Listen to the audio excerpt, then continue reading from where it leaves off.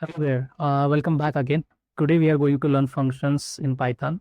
So this will be a third video, step 3 to your AI journey. So without further ado, let's jump into the code. So I have created one more file, functions.py. Okay. And why do we need a function? So functions are a set of instructions to perform specific task whenever needed. Okay. So you define a specific task and you call that task whenever you needed that task to run, okay, or to execute. So how do we create a functions or define a functions in a Python? Okay, so we use a keyword def, which is a define. Okay, let's say I want to create a function which will give me a sum of two numbers. Okay, so let's create that sum of two numbers. So for that, I will need two numbers, right? Num1 and num2. Okay. So similar like control structures, right? You start functions with this colon, okay? And what you see here inside this brackets, so this is called arguments, okay? And this is how you define a function. So here def is nothing but, I'll just write a note here for you. So def means define a function, okay? Define a function.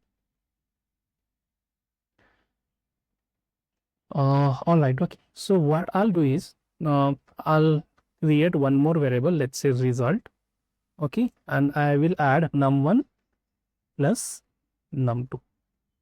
Okay, so sub-analytic control structures, we also need to use a indentation after the colon, so that Python understands this line is belongs to the function only, right? So scope of that execution is now inside these functions only. Okay, so here as you can see, I have already given a tab, so indentation I have used.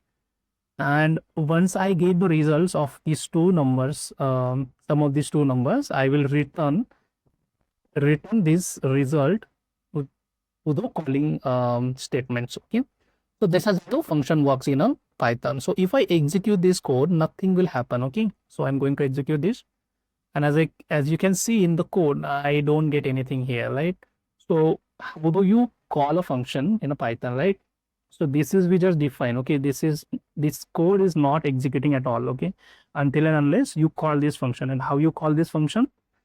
So I you call this function like this, okay? So name of the function, so this is your name of the function, and here I see two arguments, so I need to pass a values for these two arguments. So I am going to pass something called 6 and 34. Okay, so this is your call a function. Okay, I'll re-execute that, still it will not produce any result because it is returning a value, right? Returning a result, right? But I am not storing or printing this value, right? So here what happens is return value that is coming back from the function, that is getting lost, right? So has been lost. So here, if I just call this function and I have a return value, then return value has been lost. But if I had a print function here inside it, right? So then I can call this as well, right? So let's say if I enter print here and I print a result and rerun it, as you can see, sorry, not result. Don't want to print a string. I want to print that variable itself. Okay, so I rerun and you can see that 6 and 34, that sum has been given as a printed has been 34, right? So this is also returning me that result from this function back here, but I'm not storing it here, so my return value has been lost. Okay, in this case, what I can do is I'll declare one more variable, let's say res, which is a short form of result, and I'll call this function again. Okay, so here what I'm doing, the return value, whatever is coming from this function, I am assigning back to a result variable. Okay, so I'm just writing a notes here that return value assigned to variable. All right. So how do I use this, right?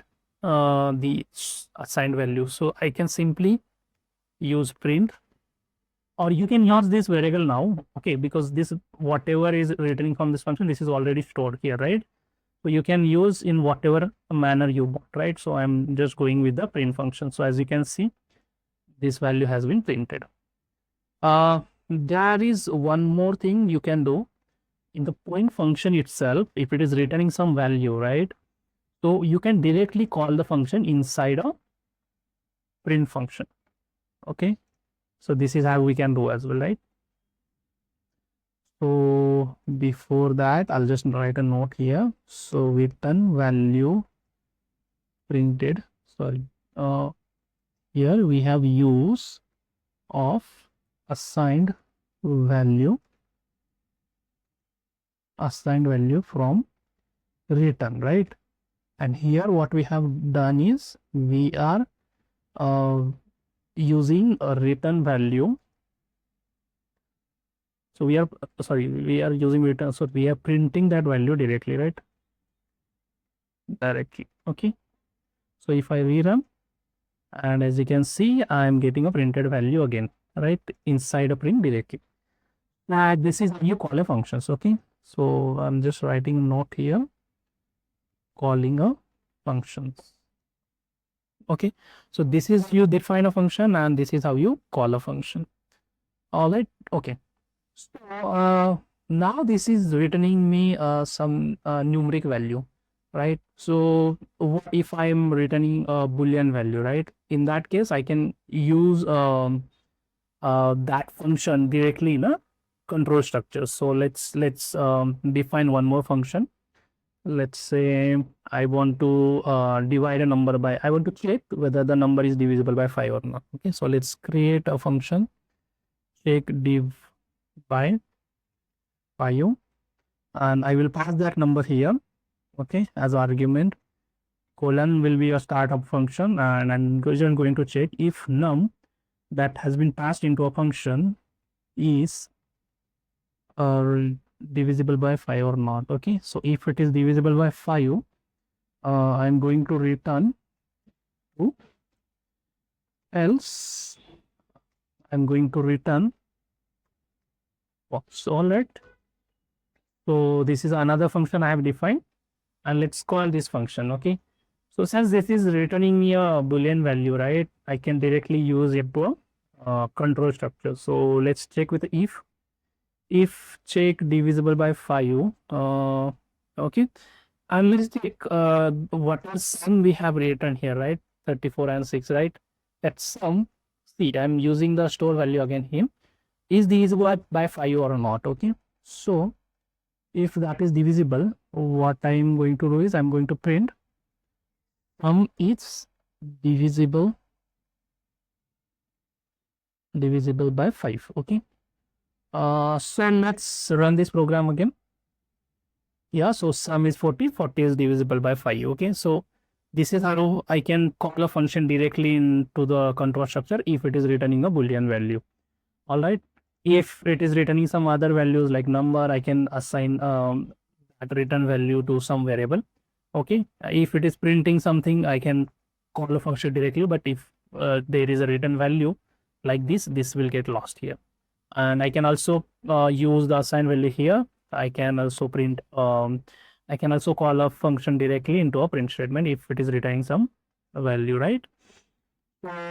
Yeah, let's move on to some other concepts into a function. So let's start with pass by value. What is pass by value and what is pass by reference in a functions, right? So first check pass by value, and let's define one more function here. Okay, so I'm going to define one more function. Let's take scope.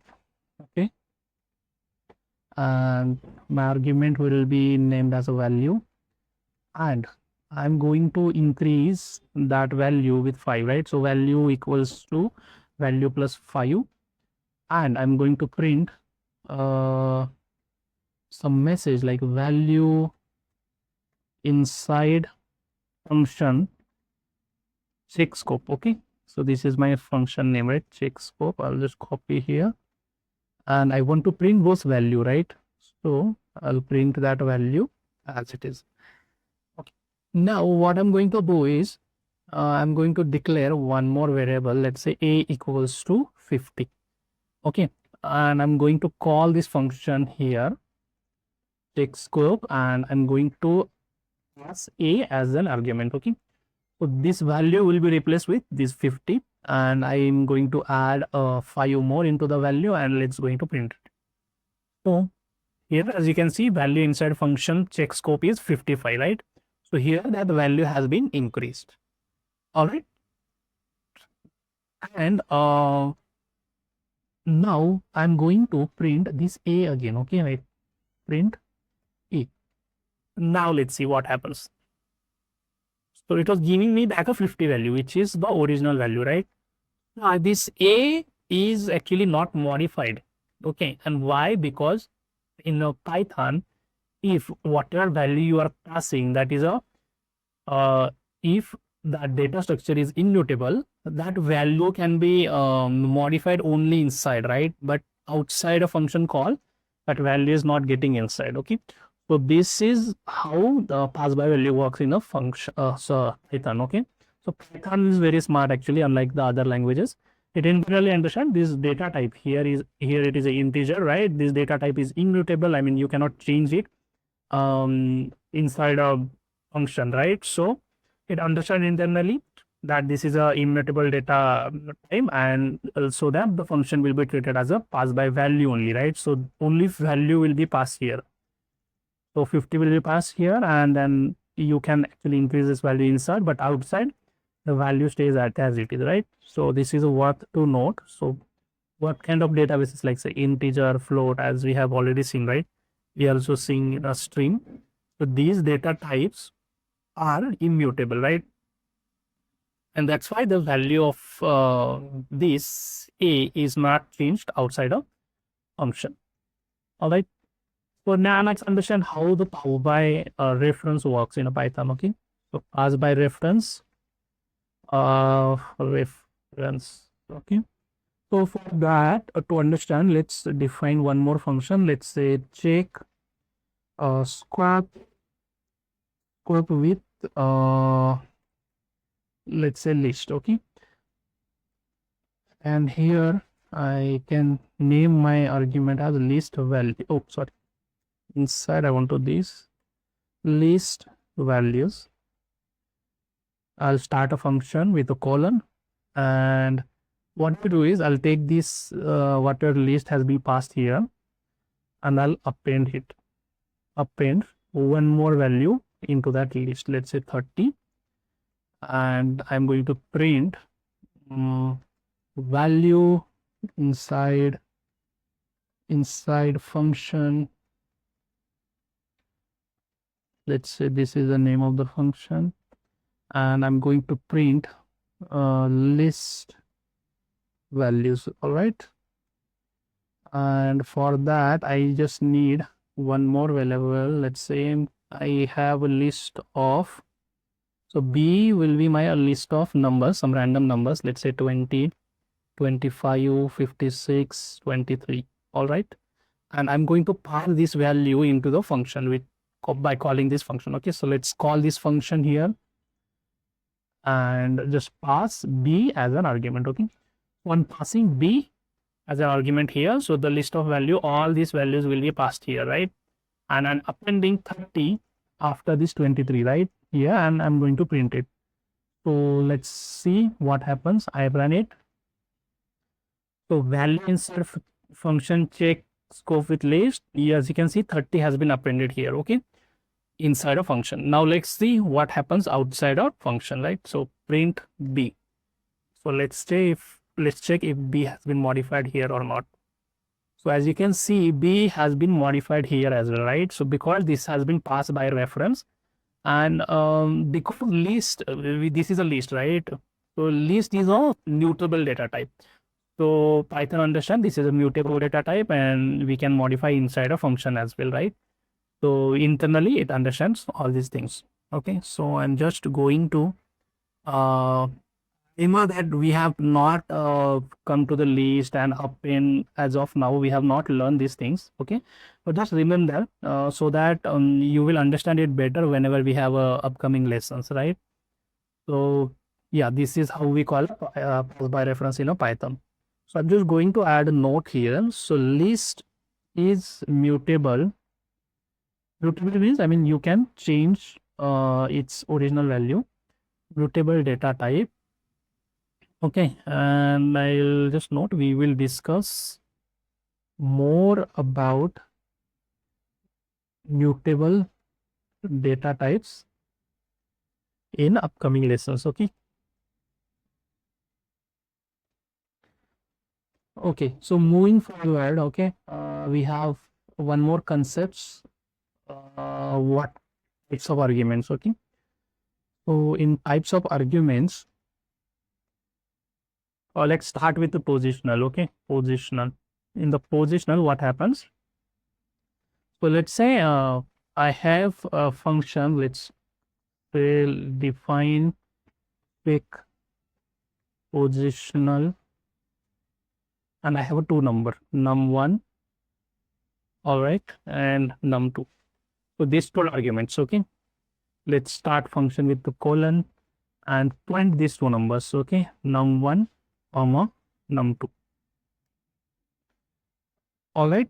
Okay. Now call this function as well. So I'm just calling this function here only with some random values. Let's say 10 and 20. Sorry, this has to be inside 10 and 20, and I rerun this program. Okay. So what happens? 10 and 20 has been printed because whatever order, right, I have given here. So num1 is assigned with the first value and num2 is assigned with the second value, right? So this is what we call a positional argument, right? So the values get assigned as per their positional. Okay, so this is our default order of a function. And what if I want this 10 to be assigned to a num2 and 20 assigned to be a num1, right? So in that case, we have call a type of arguments with keywords. Okay, and let's check that as well. So let's define one more function, and I'll just change a function name here. Take keywords. I'll have a two arguments, num1 and num2. That is still fine. I'm going to print that. I'm going to call that function, but only change here is instead of giving a 10, right, and specifically mentioning I want num2.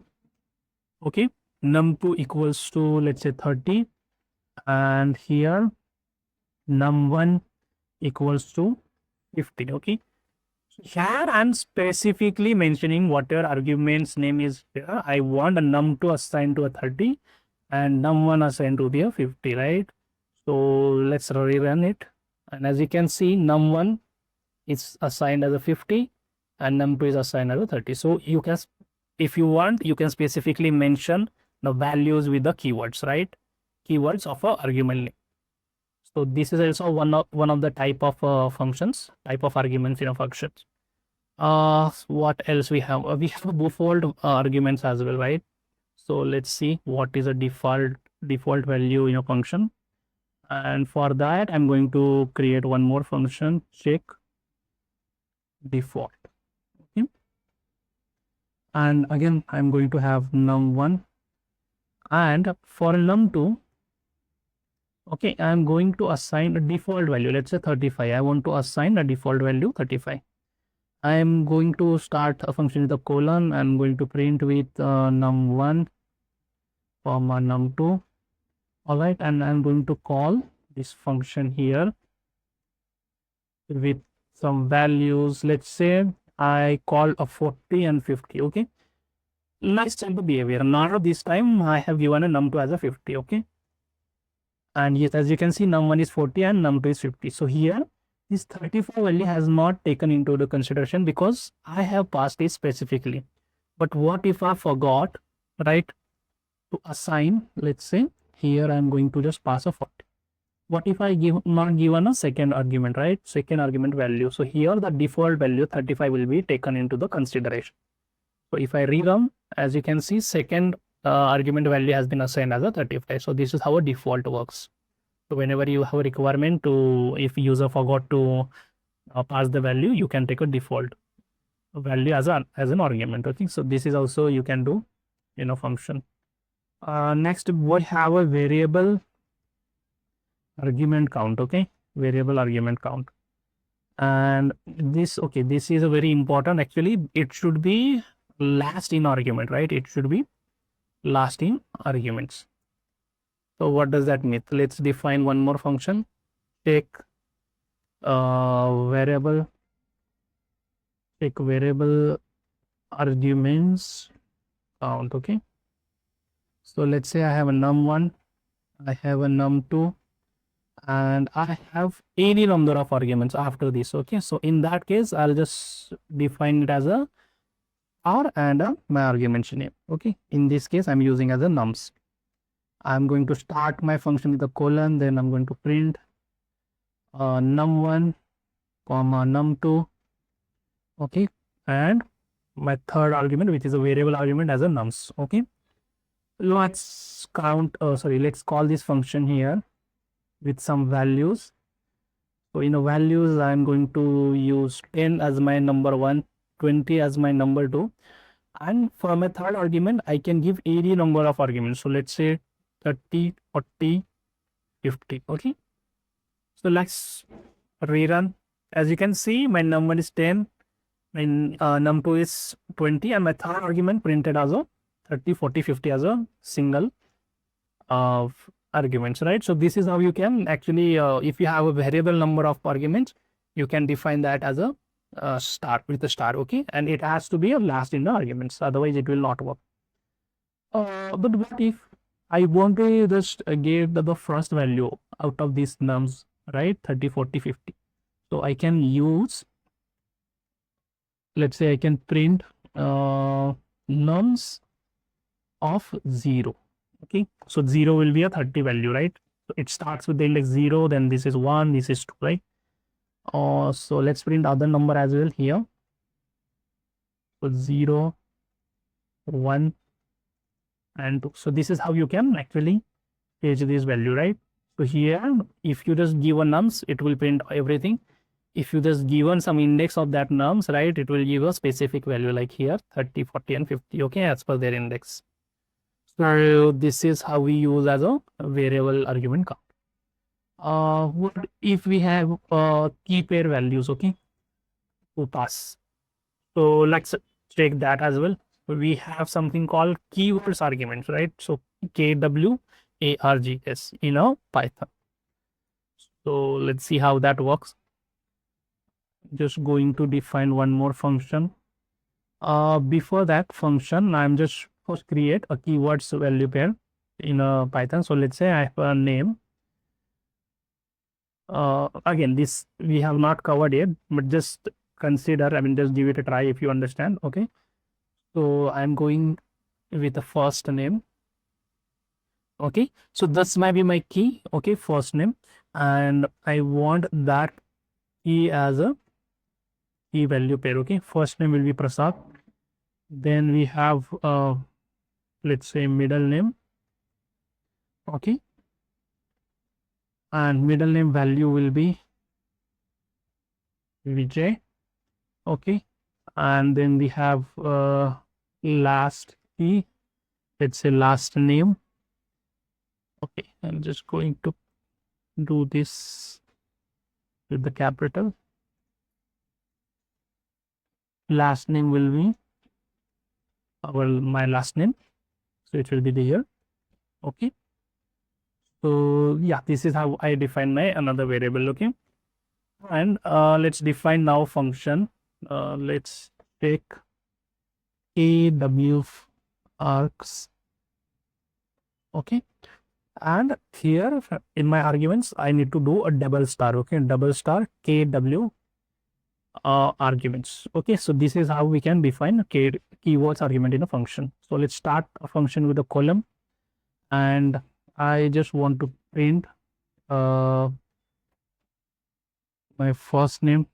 Okay, first name, let's say my first name with value from the keyword arguments. Okay, keyword arguments.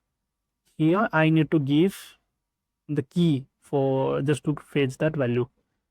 Now like this. Okay, here I have given index. I need to give a key to fetch that value. Okay, so first name and yeah, that's all. Okay, so I'm just going to print middle name and last name as well. Let's copy that. So instead of first name, here I'm going to replace with middle name. Here I'm going to replace with last name. Okay, okay, here instead of first name I need a middle name as in key. Here instead of first name I need a last name as in. Okay, and just to print that value I need to call this function as well, right? So let's call this function here with name as in passing value. Okay, and let's rerun. Okay, I am getting some error that records takes 0 positional argument but 1 was given, right? Okay, so let me debug what has been wrong here. All right,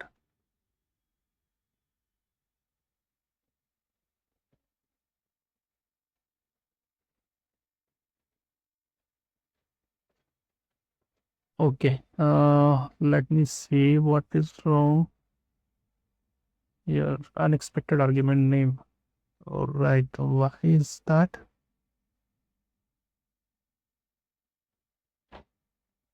Key the use.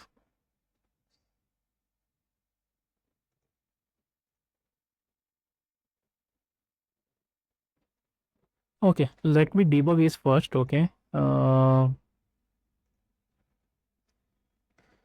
so I will debug this. So I cannot pass name as it is. Okay, since this is a KW argument, so I need to pass the name also with a 2 star. Okay, so let's rerun this program. Okay, and as you can see, first name printed with my this value, first name, middle name printed with this value, and last name printed with this value, right? So this is how you can use a KW or keywords argument in a function. Okay, so moving on to a next concept, let's understand a scope of a variable in a function. Okay, scope of, I would say, global variable in a function. Okay, so let's, okay, so for that I'm just going to declare one more variable. Let's say minimum weight limit. Okay, so let's say we have some eligibility criteria where a candidate's weight, minimum weight supposed to be a 50. Okay, and so that's why I've defined this variable as a 50. Okay, minimum weight limit. And let's define one more function, check weight eligibility. Okay, here my argument will be a weight. I'll start function with a colon, and I'm going to check if whatever weight has been passed in this function, right, that is greater than minimum weight limit. Okay, greater than or equals to minimum weight limit. Okay, if that is true, I'm going to return true. Okay, and if it was not true, then I'll just give else. I'll return I'll return it as a false. Okay, so that's how I created my function which checks whether the weight of the candidate is equal to or greater than a minimum weight limit or not. Okay, so let's call this function as well, and I'm going to check with the if condition. If, let's say I pass a 60. Okay, so if take weight eligibility is 60, and I'm going to print candidate is eligible. Okay, but if it is returning a false value, I'm going to handle with the else part, and I'm going to print candidate is not eligible. Okay, so let's copy this here. Candidate is not eligible. Okay, I'm going to print this. Okay, and let's run this program. So candidate is eligible if I pass a 60 value here, right? If I pass 49 and rerun, candidate is not eligible. Okay, let's change back to 60 and do some check. Okay, so what I'm going to do is I'm going to print first this variable minimum weight limit. Okay, so which will be a 50, right? Now what I want to do is I want to update this weight. Okay, so sometimes what happens, the initially they are given a weight limit as a 50, but there is a chances that minimum weight limit needs to be increased, right? So for that, I'm going to define one more function to update this kind of requirements. Okay, so let's say define update weight limit. Okay, so here I'm going to take a new limit, start my function, and let's try to change the value of this minimum weight limit. As you have already seen that this value will not get changed inside a function, but let's give it a try. Okay, so I have defined this function. Let's call this function as well here. So I want to update my minimum weight limit with the value 55 instead of 50. Okay, and I'm going to print this variable again here, minimum weight limit. I'll rerun the program. So initially what happens here, candidate is eligible. So that message I'm getting. Initial minimum weight limit is 50. I call this function update weight limit, which actually it's supposed to change my minimum weight limit to new limit, right? But with a 55, but this has not happened. As you can see, if I print the minimum weight limit again, it is giving me a 50. And this is happen because this is a global variable, right? Minimum weight limit. This is outside of the function, right? So if you want to change these kind of variables, right, it will not be considered into a function. So what I need to do is I need to specifically mention that this I want a global variable with the keyword global. Okay, and I'll just take a name of that variable. Okay, and let's rerun. Now this time you can see that global variable has been modified, right? Now this is how the global scope of a variable works in a inside a function in a Python. Okay, so you need to specifically mention that this is a global variable. I want to assign a new value to this. Okay, so very important actually if you want to change a global variables or if you have some requirement, business requirement in your progress. Okay, so what is now so let's take this function as well, right, whether this is working or not. And what I'll do is I'll just copy paste again. I don't have to copy. Yeah, I can copy and I check with some different value. So initially I've given a 60, which is eligible, but now I have modified my weight limit as a 55. And if I recall this function with a 52, I should get a message candidate is not eligible. So let's run it. And as you can see, global variable, the minimum weight limit has been modified with the global variable. And now I can see the candidate is not eligible because his or her weight is 50. Okay. So that's all about a function in a Python. Okay. So this is very important because we are going to use a lot in a Python. So just go through it from start to end. Okay. And understand how functions working in a Python. That's all about it in today's tutorial. In upcoming lessons, we are going to learn about collections. And as you already seen this keywords argument right here, I printed with this F thing, right? So this was, we have not covered it, but we are going to cover in upcoming lessons, right?